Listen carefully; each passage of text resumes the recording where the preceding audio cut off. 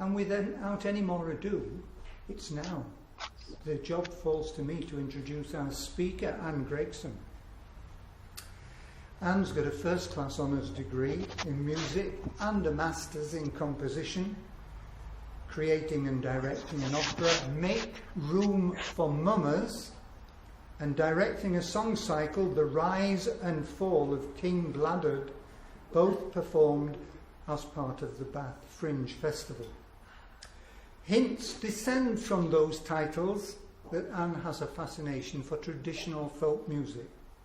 And that is true. She spent a lifetime performing old and self-penned songs in folk clubs and festivals. We've all heard of the Sidmouth Folk Festival, a winner in the songwriting competition. No, it wasn't songwriting, it was song singing. Oh, it says here, song singing. Yeah. So I'd misinterpreted my own writing. She's performed in more bands than you could shake spoons at, and with her partner Chris, she has toured USA and Europe. I know Netherlands is a favourite of yours. Not only has Anne researched a thesis on tonight's topic, English Christmas carols, now published, but she's also a practitioner. You can't get a quiet pint in Bradford-on-Avon without the carolers that she founded bursting in and bursting into voice with splendid carols. And people love them. I could go on at length, but you haven't come to listen to me. Please listen to someone who just knows and loves English Christmas carols. Ladies and gentlemen, I am delighted to welcome you, introduce you to Anne Gregson. What a lovely welcome that was. And good evening, and thank you all for coming, either in person or on Zoom. Welcome to my talk, and may I wish you all a very Merry Christmas. Some of you will know my two technical assistants here, Chris Timpson, who's been an enormous help with putting videos together for me, and Tim Snowden, who I think is at the back at the moment, who has set up all the audio-visual equipment. I'm going to talk about English Christmas carols, their history, and also about a sort of renaissance that is happening right now of people singing old carols that are not from the standard repertoire we grew up with. I should point out that we're not part of any religious organisation, but we sing these carols for the love of the music and perhaps to keep them alive.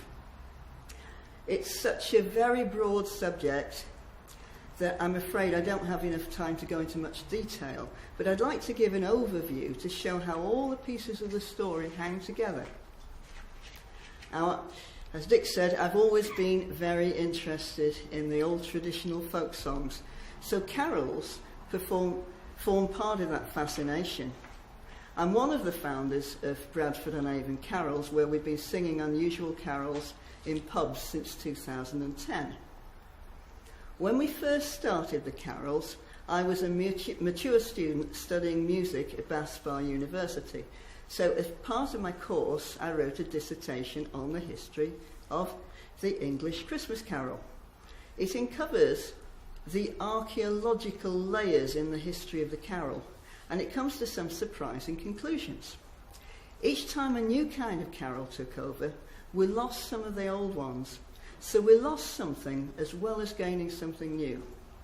If we had the technology we have now, back in Tudor times, we'd have been able to preserve the carols and be left with an enormous wealth of old carols that have been lost. From the earliest times, festive songs would have been sung to mark the turning of the year and cheer people up in the middle of winter. Pagan and Norse traditions, such as bringing holly and ivy into the house, became part of these festivities and are mentioned in many old carols. Romans brought in the tradition of feasting and present giving. No one really knows when Jesus' birthday was. The church made Christmas a midwinter festival so that the festivities will become Christianized, and therefore they would be able to have more control over them. The church in Rome began formally celebrating Christmas on December the 25th in 336 AD. I think the most important person in this story is an Italian man known as St. Francis of Assisi. He'd been a troubadour when he was young, and he composed the first Christmas carols in the 13th century. In 2024, his followers came over here. They brought the idea of Christmas carols, which included the Christmas story with angels and shepherds, etc., to England. Wandering minstrels began performing their carols by travelling around the country, and later on village waits sang and played them at Christmas events. Before then, from about 400 AD, Christmas hymns in Latin would have been sung in church by priests. In fact, some early carols, such as The Boar's Head, included little bits of Latin mixed in with the English. The boar's head in hand bear I, bedecked with bays and rosemary. I pray you, my masters, be merry, cortesis in convivio, caput apri Dei fero, redens laudis Domino. So, cortesis in convivio means as many as are in the feast. Caput apri Dei fero means the boar's head I bear. Redens laudis Domino means giving praises to the Lord. I'll leave you to research the various legends associated with that song. Christmas carols became so popular that collections of them began to be produced in the 16th century, almost as soon as printing technology was available. The first book of carols, excuse my pronunciation, was Winking de Word's Christmas Carols, produced in 1521, and it included the Boar's Head. The Tudors loved music, song, and dance, and theatre, and mystery plays. Henry VIII played and performed in them, and even composed songs and carols, well, allegedly. Here's a snatch of Green Growth the Holly, which is attributed to him. It's sung here by Sarah Stowe, accompanied on the lute by Matthew Spring, who tutored me for my dissertation.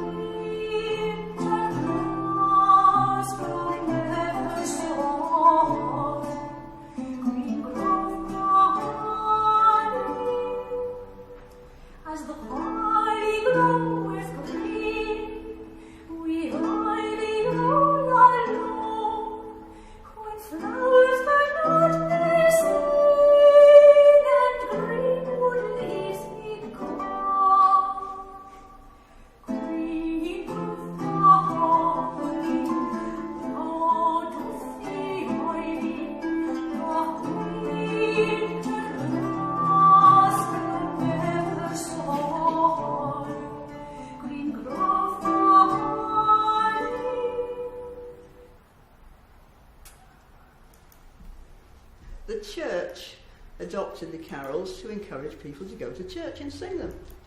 Some existing folk songs are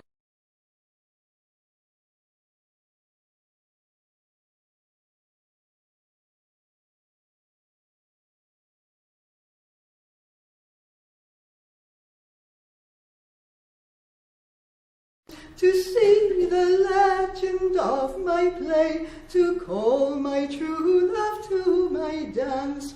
Sing, oh my love, Oh, my love, my love, my love, my love, this have I done for my true love.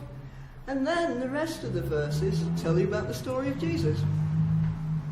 The tradition of singing Christmas carols from door to door is very old and is linked with an old tradition called wassailing. I've heard it pronounced in 3 different ways: wassail, wassail and wassail. It means good health. Wassails were originally a way of providing magic to ensure a good harvest, otherwise you might end up facing starvation.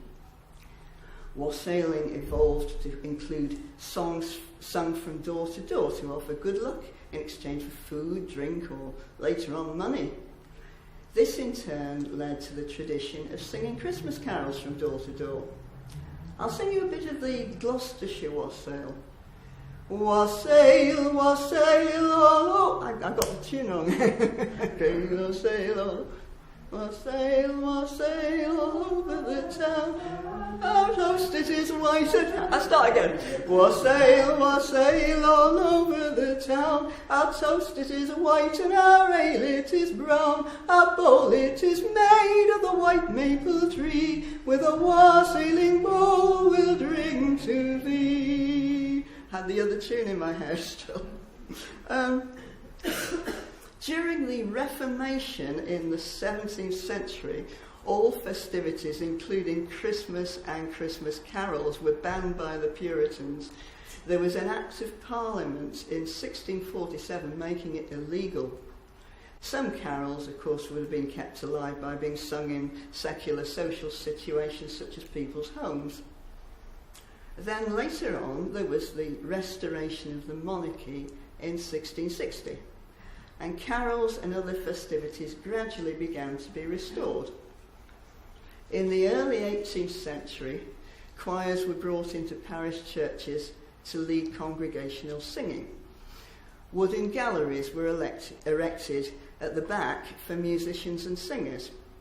Thomas Hardy coined the term West Gallery because churches usually face the east, and galleries being at the back were of course at the west end of the church. At first there would have been just male singers, later with a small band of musicians, and in some places female singers were included later. A typical village church might have 15 singers and 3 or 4 musicians. The same musicians usually played for village dances as well as in the church, and they each kept a manuscript book with church music at one end and dance music at the other. You just turn it over and you've got the other stuff. And they gradually get towards the middle. Most of the old carols which had roots in folk music were considered too secular and therefore not used in church services at that time. The words needed to be from the Bible to be sung in church. At first, the only text they were allowed to sing was "While shepherds watch their flocks." The words are attributed to England's then poet laureate, Nahum Tate, and were based on the Gospel of Luke. Later on, the rules gradually relaxed to include "Hark the Herald Angels Sing" from about 1739, "O Come All Ye Faithful" from 1742, and "Christians Awake" from 1749. I've heard somewhere, I can't remember where, that about 400 tunes to "While Shepherds Watch" still survive to this day. But there must have been thousands and thousands more. I asked Chris to create a quick selection of snatches from just a few versions of "While Shepherds," and he cleverly created this video for me with all 6 verses in order, each from a different version.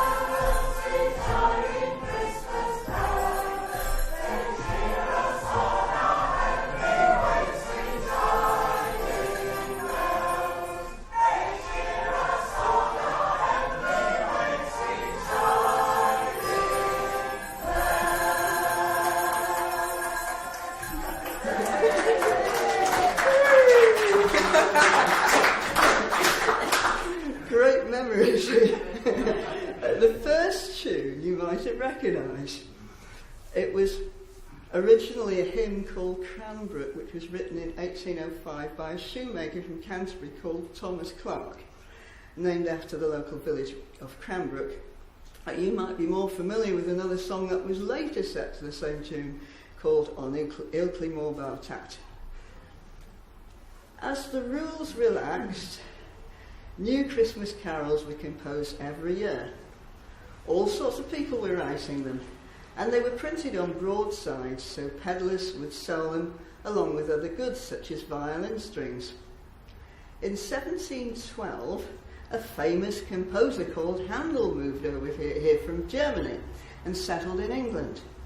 His style of music had a great deal of influence over the new carols, including complex harmonies and sometimes fugues where one voice follows another. Here's a carol called Diadem, which shows that style. This is sung in a pub called Dungworth near Sheffield. But we'll talk about the pub carols near Sheffield later on.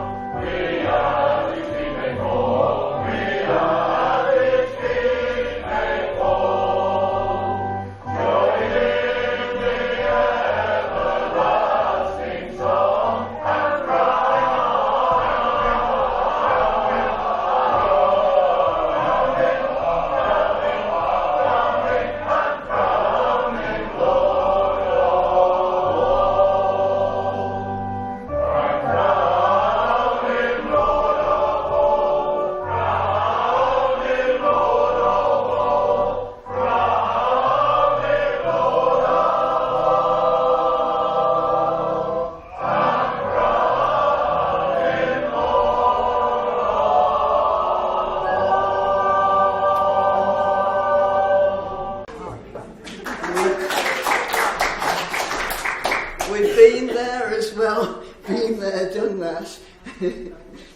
These same carols were also sung from house to house instead of the old traditional ones from before the Reformation. And that would have helped lead to many of the old carols dying out. Because the choirs sang these complicated arrangements, the congregation couldn't easily join in with them. It was the choirs rather than the church that controlled the music. Relations broke down between the choirs and the church authorities. Eventually, in the mid-19th century, the authorities sought to regain control over churches, including the music, and disbanded the choirs, dismantled the galleries, and then church organs were installed to replace the musicians. The churches were refurbished, and the old high-sided box pews were replaced with low pews in neat lines, which we're all familiar with. There are a few churches left that still have galleries. Some have been retained as somewhere to put the organ, but there's still a few churches around that are unchanged since the 18th century. I was looking for local ones around here. I couldn't find any in Bath for you to have a look at, but here's some pictures of a few that we found that are not very far away. This one's at Great Elm in the Mendips. You can see the gallery at the back. We've taken them all from the front, looking towards the back of the church. And the box pews, you can see. And that's at Old Dilton, which is near Westbury. That's no longer in use as a church. This is Wingfield, which is on just this side of Trowbridge. In fact, it's only a couple of miles from where we live in Bradford and Avon.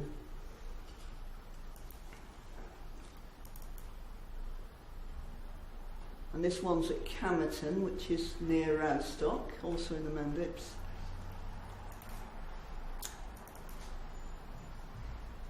And this is my favourite. This is Biddiston near Corsham, and it's a lovely village. If you haven't been there, it's well worth a visit. I'll leave that one up, shall we? Thomas Hardy's book, Under the Greenwood Tree, describes what might have happened when the gallery band and choir were disbanded against their will and an organ was brought in.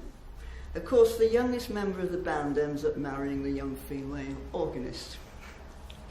Hardy also wrote a short story called Absent-Mindedness in a Parish Choir, which is worth reading, where the band were kicked out after they all fell asleep, and when they woke up in church, they thought they were still playing for the dance they played for the previous night, and played a rousing tune called Devil Among the Tailors. In some areas, people wanted to carry on singing the old gallery carols, as they were no longer allowed to sing them in churches.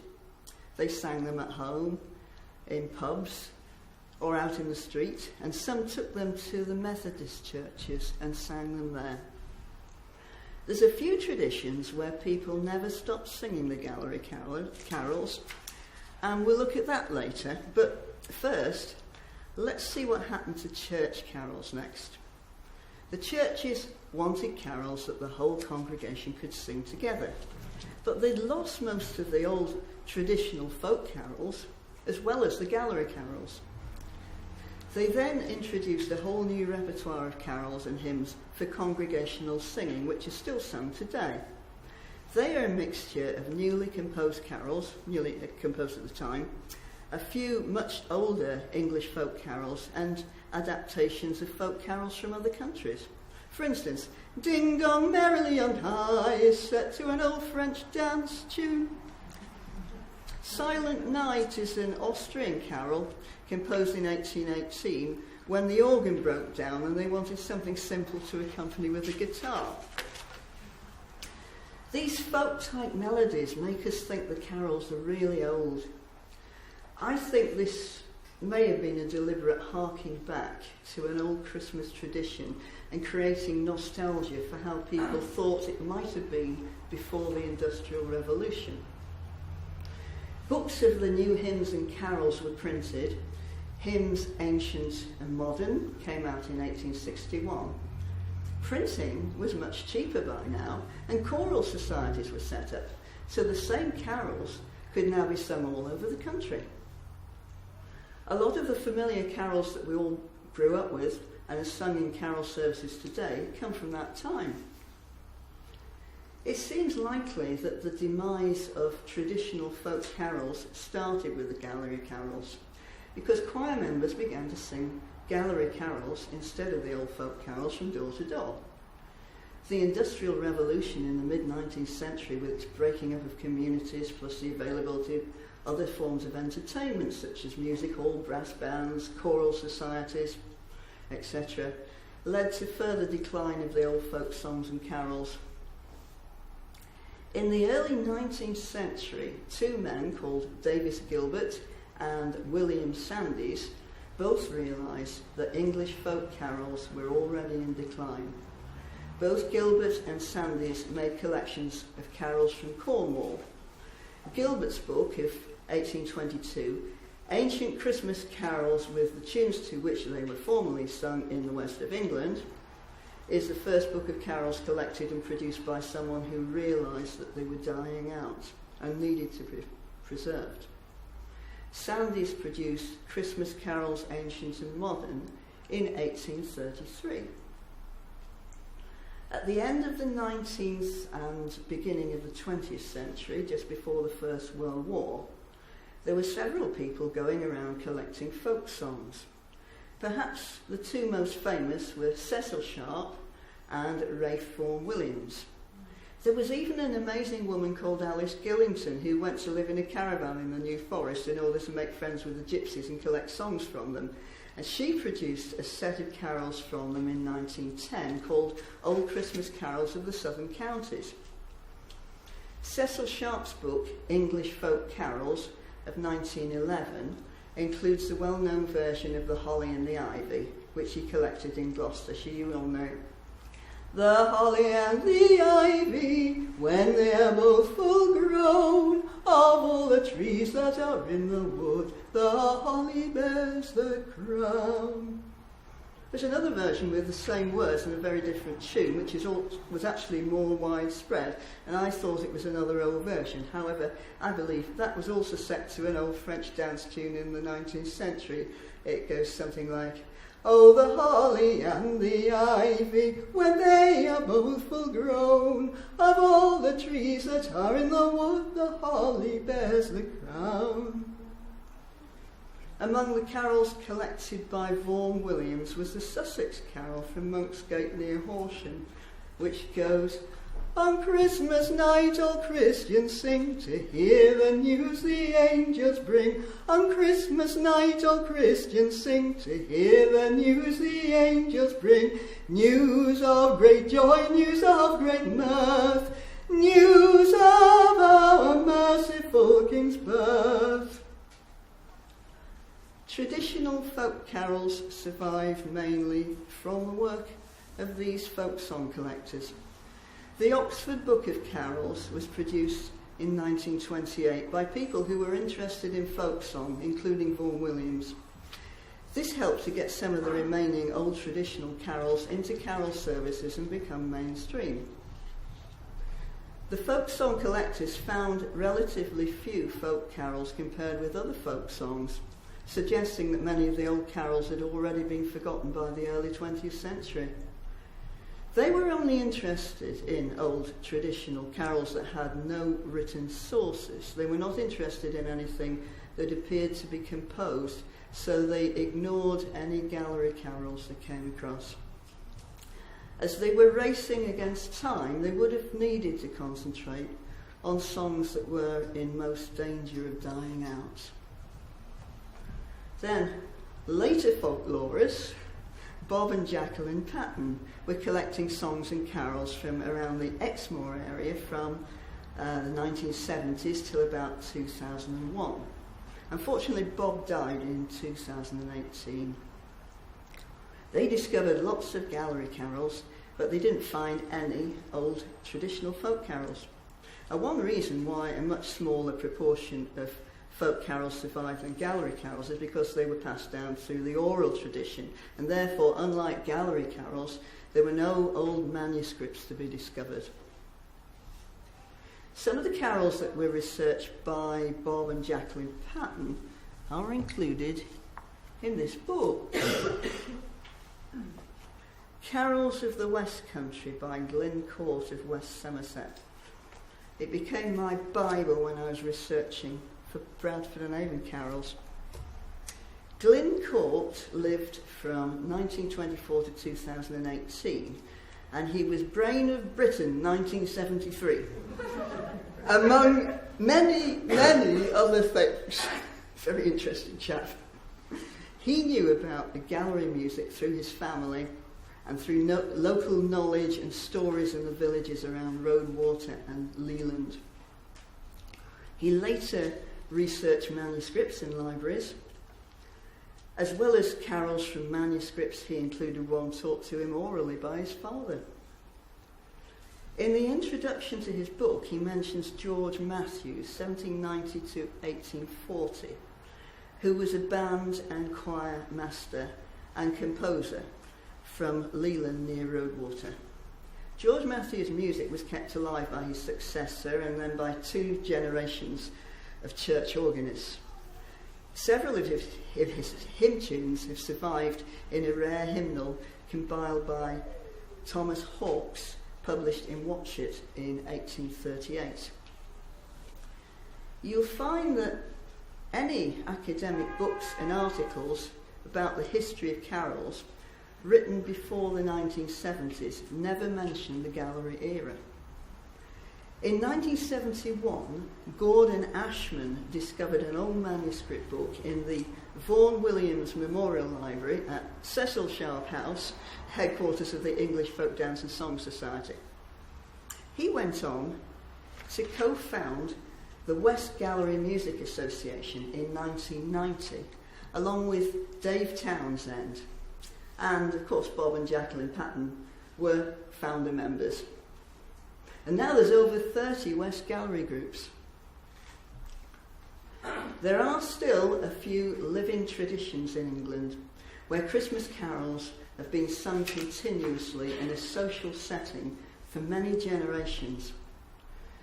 Most of the carols they sing would have originated from that gallery era. The most famous of these are known as the Sheffield carols, which is sung in pubs in villages in South Yorkshire and in Derbyshire. They're mostly concentrated in the villages to the west of Sheffield and then down into the Peak District. You can find a choice of pub carol singing every evening between Armistice Day and the New Year, and there's a website called Village Carols which has a list of them all, about 40 pubs. They'll be singing them there right now. What are we doing? Ian Russell, where's Ian Russell? Ian Russell, who's an expert on Sheffield carols, started the Festival of Village Carols in Sheffield in 1994, and Bob and Jacqueline Patton started the Festival of Exmoor Carols, which alternates with it, each one being every 2 years. In Cornwall, there's more of an old tradition of singing carols around the streets. These are a mixture of different carols and include several gallery carols. For instance, each year, and you'll have to excuse my pronunciation again, each year a group of villagers known as Kenori and Troon sing carols around the village of Troon near Camborne. This event has taken place on Christmas morning since 1880 and passed down from one generation to the next. There was a short break during World War II. Here they are singing Sound, Sound Your Instruments of Joy from Ben Barleycoat's Old Cornish Carols of 1927, which he got from manuscripts via his grandfather.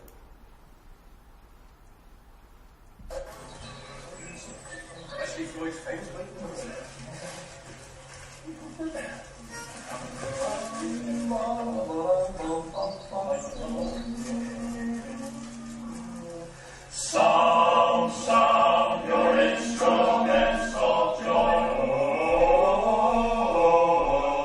Sound, sound your instruments of joy. To triumph shake each string, to triumph shake each string. Let shouts on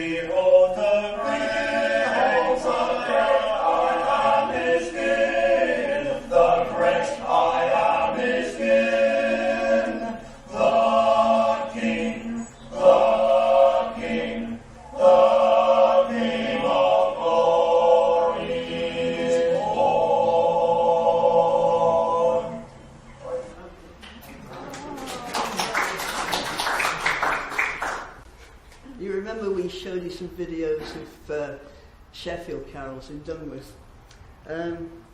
The Sheffield carolers can trace their roots right back to the gallery music, and although they include a few other songs and carols in their repertoire, they're very aware of the importance of keeping the old carols alive.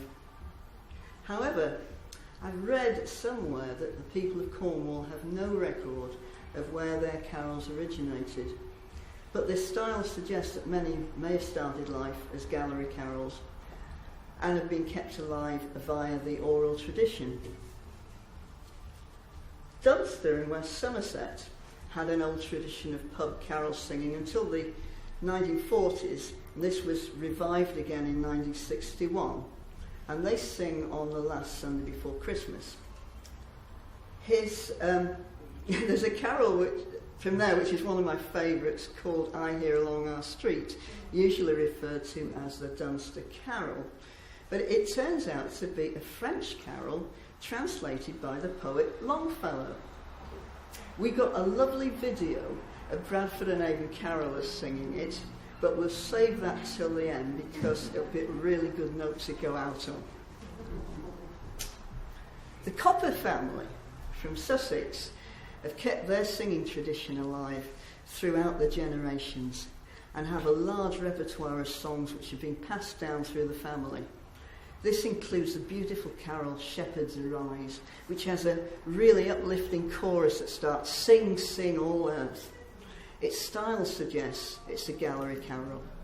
And I found a similar version from Dorset in my Carols of the West Country book, but it doesn't have that lovely chorus in it. So here's the Copper family, complete with old Bob Copper.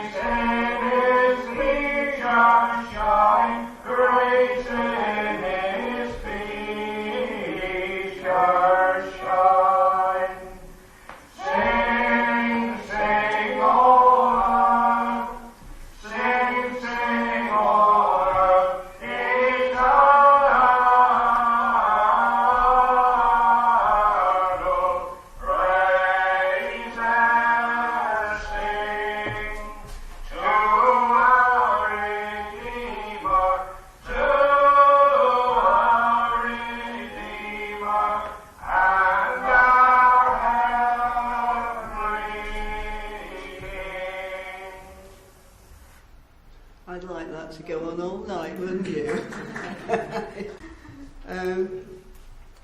The Bradford and Avon carols that I'm involved with are part of a new chapter in the story of Christmas carols. there seems to be something of a renaissance in progress. The existence of such living traditions as in Cornwall and Sheffield has inspired the creation of some revivalist traditions, each with its own character. People in different areas of England are now creating their own traditions of singing unusual carols in pubs in their own areas, and usually mixing traditional with gallery carols.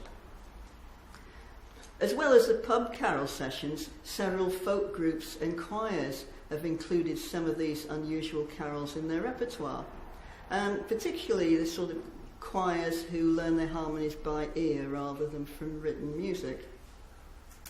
As far as I know, the first new pub carol singing tradition is the Stroud carols. I was expecting that. Which started in 2001, I hope I got this right, at a pub called the Prince Albert, where carols are sung each Sunday lunchtime in December. They include a mixture of unusual carols from the Sheffield tradition, as well as some from Cornwall and Sussex, mixing old traditional with gallery. Exmoor carolers are a group of singers and musicians who've been singing the old carols from the Exmoor area since about 2006, performing mostly in churches around the area. The founder of the group, John Parker, who died in 2019, compiled a collection of carols and formed the group to keep them alive. Many of these carols came from Jim Saunders, who was an Exmoor farmer, and some others came from Dennis and Cicely Corner, who also had a collection of old Exmoor carols. In Combe Martin in North Devon, not far from Exmoor, they started singing their midwinter carols in the pub on the last Sunday before Christmas in 2002, concentrating mostly on well-known carols for the local villages, but they also included a few specifically local carols, mostly from Exmoor, including a couple from Jim Saunders, who I just mentioned. In the late 1970s, early 80s, Vic Gammon came across the Reverend K.H. McDermott's book entitled Sussex Church Music in the Past from 1922. It was a collection of gallery music from Sussex that was held by the Sussex Archaeological Society in Lewes. He formed a band and a choir from local folk clubs called Hope in the Valley and performed the carols at various churches and folk clubs. The pub carols started in Lewes in 2007 with the Sussex carols as a central core of their repertoire. In Kent, they started the pub carolling tradition in 2014. George Frampton researched local carols from Kent and produced a book of them called Arise and Hail the Happy Day. This became the core of their repertoire, mixed in with other carols. As well as singing in the pubs, they also sing it in a local parish church. Traditional carols in London started about 2005 with a group of singers gathering in pubs to sing Sheffield carols, along with some from Sussex and a few of the more commonly known carols. John Kirkpatrick started the Castle Carols in Bishop's Castle in Shropshire in 2018. They sing a mixture of carols from Sheffield, Cornwall, etc., plus one or two local to Shropshire. Unfortunately, John is performing his Carols and Crumpets show just down the road at Trowbridge Town Hall right now. Otherwise, I think I might have gone.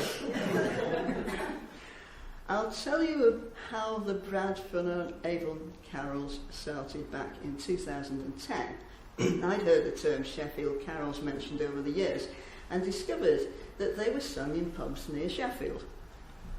Chris and I went up there to join in, and we went to a few pub carol sessions. They were packed out with everyone singing their heads off in harmony, sometimes unaccompanied, sometimes with a piano or electric organ, or in one case a string band. When we got home, we had the idea that we might be able to start our own tradition of pub carol singing in Bradford and Avon. where we live, by taking some of the carols from Sheffield and doing some research to find out if there were any lesser known carols from our own area. I thought no one else had ever had this idea before. One day we went downtown and our friend Nick was there, and so were two other friends, Candy Verney and Chris Samuel, who both ran choirs of the sort who learn songs in unaccompanied harmony by ear.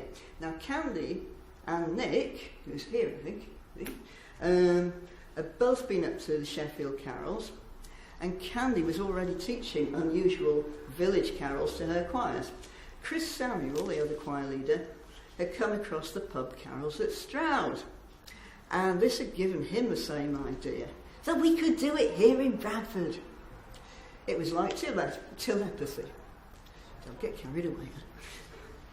We both had the same idea, so Bradford on Avon Carols was born.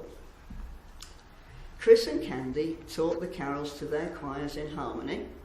Between them, they had several big choirs. So when it came to the pub singing, we couldn't fit everyone in the pubs. And those who managed to squeeze in were squashed up like sardines. We decided to do something different from other places we'd been to regarding accompaniment and got together a band playing mixed instruments. But first, I set out to research local carols to us. As Bradford and Avon is in Wiltshire but close to the Somerset border, I looked for carols in Wiltshire and Somerset first. I'm afraid I didn't find any carols from Bradford and Avon or Bath. I only found two from Wiltshire, which were discovered in Britford near Salisbury. One of them we all liked very much, and it immediately became part of our repertoire. Awake and join the cheerful choir. I later found out it wasn't unique to Britford, as it has also been found in Dorset, of course. I'm afraid I haven't got a video of us singing it in the pub with a band, but here's a snippet from a little choir we set up to practice the carols. 1, 2, 3. Awake and join the cheerful choir upon this blessed morn, upon this blessed morn. And let those angels loudly sing for joyous Saviour's born. And let those angels loudly sing for joyous Saviour's born. For joyous Saviour's born. Let all the choirs on earth be up, their voices loudly raise, and voices loudly raise, and sweetly join the cheerful band with angels in the sky, and sweetly join the cheerful band with angels in the sky, with angels in the skies. They were just practicing, but it was very good, wasn't it? I found lots of carols from West Somerset, of course, especially once I got hold of Glencore's book, Carols of the West Country. We selected some West Country carols and some from the Sheffield tradition and other places.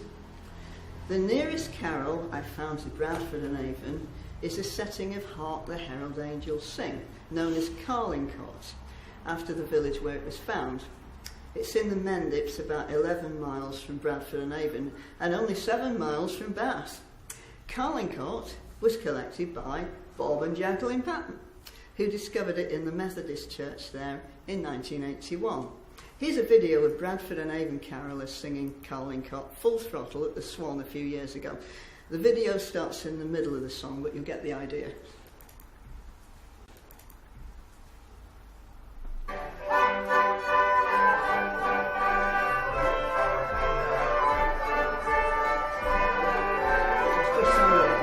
Just sing it.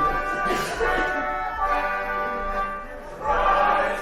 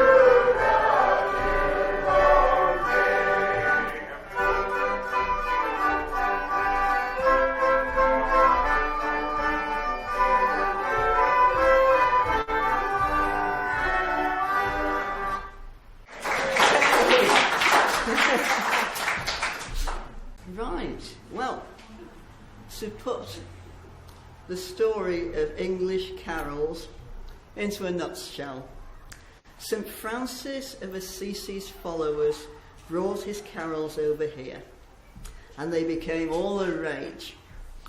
They were banned by the Puritans. Later on, a new kind of carol replaced them and was sung in the galleries at the back of churches. Then in the 19th century, the choirs were thrown out and the galleries torn down. Then another kind of carol was invented, which forms the core of the current repertoire. Some very old traditional carols were collected by folk song collectors, and those were later included, or some of them were later included in the mainstream carols. Some people carried on singing the gallery carols in pubs and in the streets, and still do to this day. This recently gave rise to people in other areas singing these unusual carols in pubs. Some more manuscripts of carols have been found in recent years, dating back from the gallery era, and they are sometimes added to the recent pub carols. Of the carols from all the traditions that have survived today, there are not only a great many books of collections, but also archives on the internet. So at least now, we can be sure that in future our remaining carols are secure. I could go on forever. Before I finish, let's go out on a really high note. We're going to play you the whole video this time so you can really get the atmosphere of Bradford and Avon carols. Here is I Hear Along Our Street from Dunster, sung by Bradford and Avon carolers at the Boathouse pub in Bradford in 2019.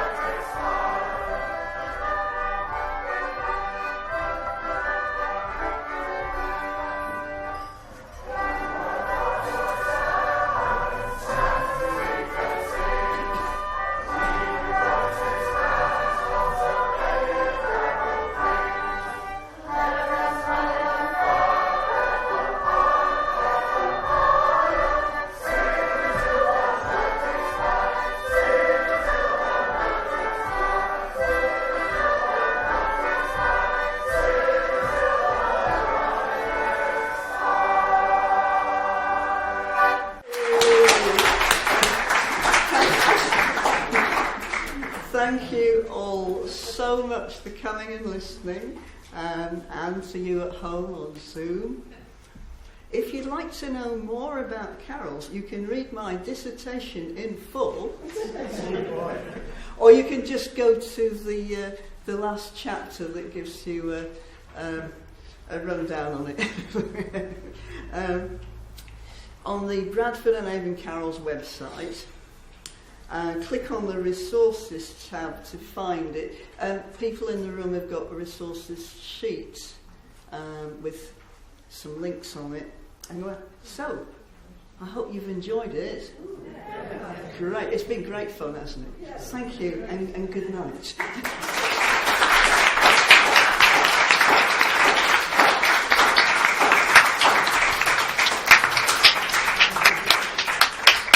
And has kindly said that she will take questions, and the good. Put your hands up, please, if you have a question. We've got one here. I thought you'd have one. And if you, questions on the chat as well. and there are many more questions on the chat. Not 17, not 27. Oh, no. My goodness. I don't know the answers. I really don't. We will go to our. Sorry, we will go to our room audience first, and then we'll come to Zoom later on. Thank you. Here we go. If you speak carefully into the mic that way, and you can take the mask off to talk. Paradoxically. Yeah, thank you, Anne. That was a fantastic talk, and I thought the Wild Shepherds medley was absolutely brilliant. Thank Chris. Yeah, you mentioned dance, and I think Carol originally, so the French meaning is a dance, and things like the Ding Dong Merrily is a brawl. Did you want to say anything about dance in this context? I was expecting someone to say that. For the Zoom audience, he's asking me about the relationship to the word dance, and that the word carol really means a dance, doesn't it?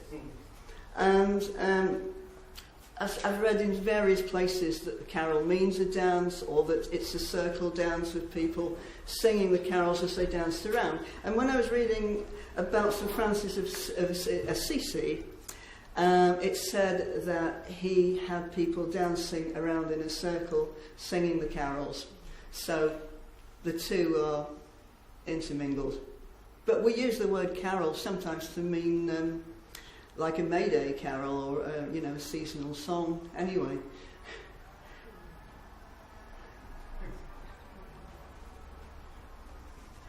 Yes, brilliant talk, and thank you very much. Even though I know lots about it, I still loved it. You saw yourself, didn't you? And, yeah, unfortunately. But thank you, Chris, also for the brilliant computer skills and all the videos. It's lovely to watch. And in fact, the question I was asked, it's really weird, but Daniel stole my thunder and asked exactly the same question that I was going to ask. The origin of the word carol and what it meant. Oh, you were going to ask the same question. Exactly. For the Zoom audience, that was the same question about the origin of the word carol. You mentioned some of the carols brought across by St. Francis of Assisi. My favourite carol of all time is Gaudete. Is that one that can be traced back to them? I've not done any research on Gaudete, I'm afraid. Sorry, for the Zoom audience, I promised I would say this. Someone is asking us about the origins of Gaudete, and I'm afraid I don't have the answer, but does anyone else have the answer? It's obviously very old, isn't it?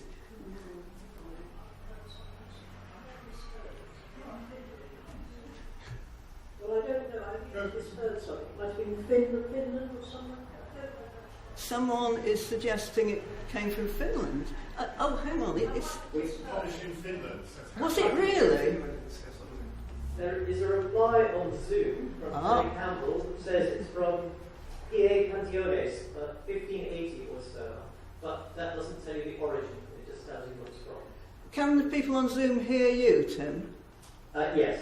Good, because that sounds a familiar name of a book, which I believe in the 19th century, when they were looking for some new carols, they actually got some from that book. I remember it's a Scandinavian book.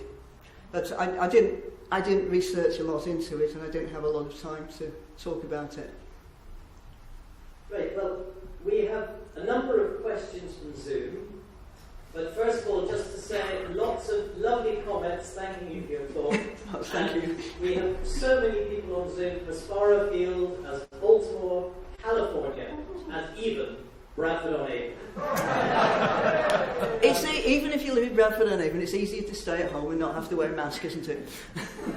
So my first question from Claire is, can I ask what is special about the area of Sheffield that the tradition sprung up there?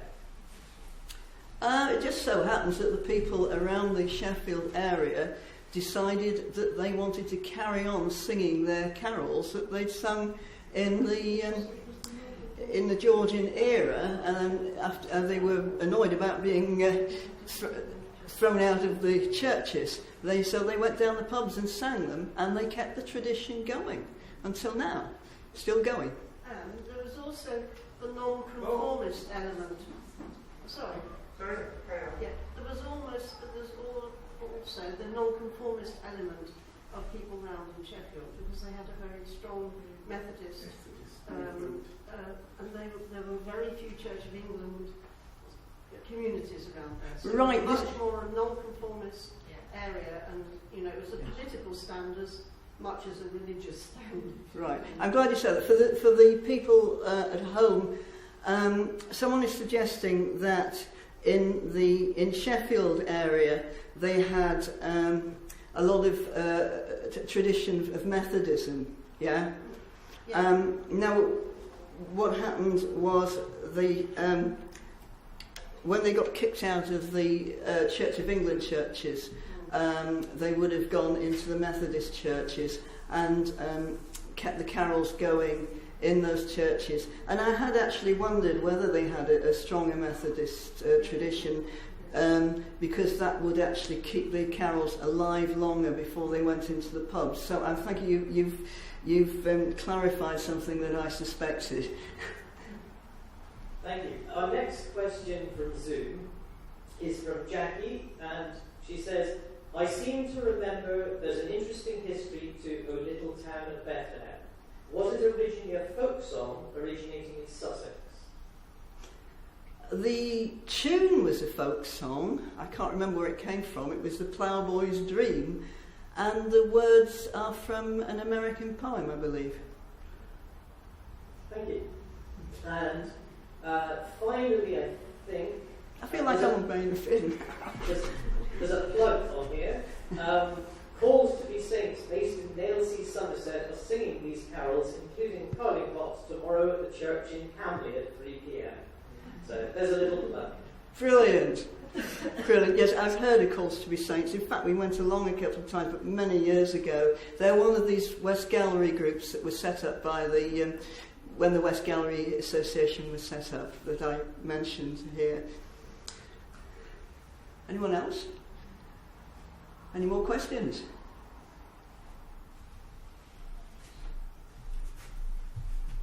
Any more questions? Anyone else on Zoom?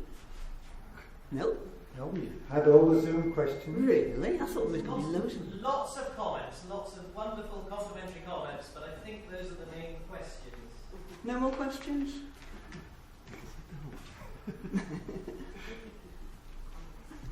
Well, it simply falls to me to give a vote of thanks.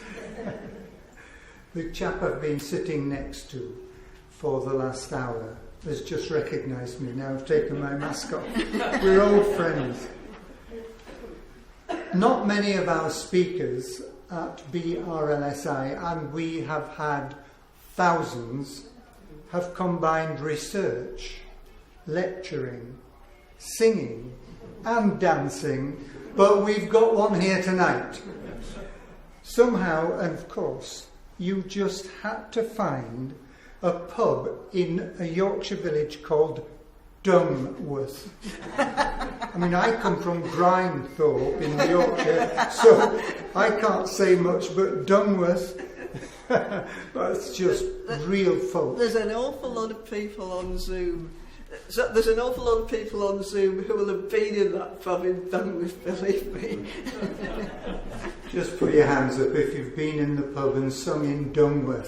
Oh, we've got 7 here, 8, 9, 10. Brilliant. Oh, good for it. I'm all for it. What a lovely talk. Anne was so relaxed, so informative, simply brilliant. Thank you, Anne. And can we show our appreciation in the normal BRLSI way, please?